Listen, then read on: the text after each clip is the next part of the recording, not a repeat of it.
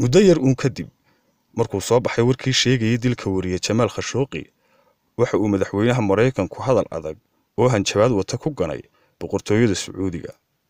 kaasi oo ugu goodiyay haddii arrintan ay ku caddaato in Sacuudigu kala kulmi doono ciqaab daran balse kadib wixii ka dambeeyay wada hadalkii isaga iyo boqorka dalka Sacuudiga boqor Salmaan ku dhaxmaray khadka telefoonka mudane Trump wuxuu u muuqday mid hadalladiisii hore ka soo dabcay isna bedelay waraysi uu siiyay wakaaladda wararka AAP wuxuu sheegay in dilka ay ka dambeyn karaan wuxuu ugu yeedhay dilayaal axmaq ah haddaba sidee wax u dhaceen maxaa se keenay isbeddelka intaas leh arrimaha waxaanu diiradda ku saaraynaa inta aynu qormadan ku guda jirro horraantii sanadkan 2018 safar booqasho qaran ah oo uu ku gaadhay dalka Mareykanka dhaxal sugaha taashka boqortooyada Sacuudi Arabiya Mohammed bin Salman ayaa sida la sheegay wuxuu heshiis saanad military ah la saxeexday xukuumadda uu garwadeenka ka yahay mudane Donald Trump heshiiskaas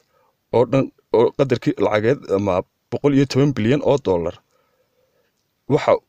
uu noqonayaa sida mudane Trump sheegay heshiiskii ugu weynaa ee saanad military ah ee Mareykanku dawlad kale la galo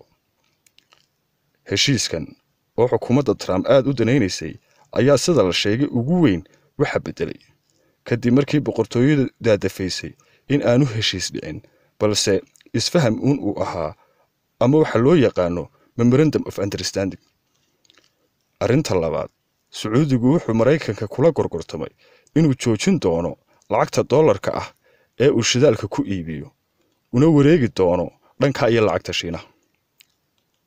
arrinta saddexaad Sacuudigu wuxuu ku gorgortamay inuu dhanka Ruushka saanadaha military ka iibsan doono saldhig ciidanna dalkiisa ka siin doono arrimahani waa kuwa keenay inuu safar kadis ah xogayaha arrimaha dibadda Mareykanka mudane Pompeo uu ku tago magaalada Riyadh si xiisadda loo dejiyo waxna la iskula meel dhigo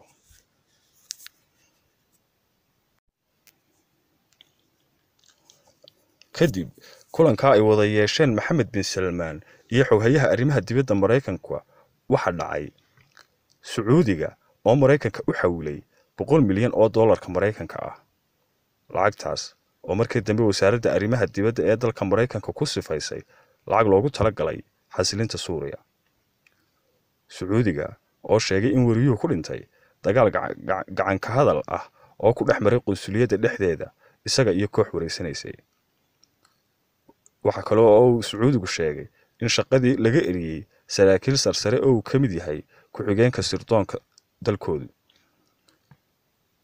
waxa kale oo Sacuudigu sheegay in baadhitaano loo xidhxidhay dilka la xiriira 18 qof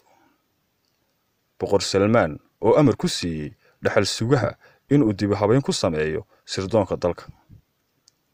Donald Trump oo sheegay inuu ku qancay warka Sacuudigu ka soo saaray dhimashada wariyaha waxa kale oo uu sheegay inay tahay tallaabo wanaagsan xariga uu Sacuudigu xirxiray eedeysanayaasha Trump waxa kale oo uu xusay in Sacuudigu yahay xulafo wanaagsan inuu xiriirka ganacsi u jaraana ay dhaawac weyn u geysan karto dalka Mareykanka dhanka kale xubno aqalka sare ee Congress-ka Mareykanka ka tirsan ayaa warqad ay u direen mudane Donald Trump kaga dalbaday inuu cunaqabatayn saaro dalka Sacuudiga haddaba dhacdadii 2 Oktoobar ka dhacday xarunta qunsuliyadda Sacuudiga ee magaalada Istanbul waxay u muuqataa inay yeelatay waji kale oo ay u xuub siibatay mid siyaasadeed haddaba si aanay waxba ku dhaafin ku soo biir oo ka mid noqo bahda ardayga Kasmo waxaad ku jisaa badhanka cas ay ku dul xadhan tahay subscribe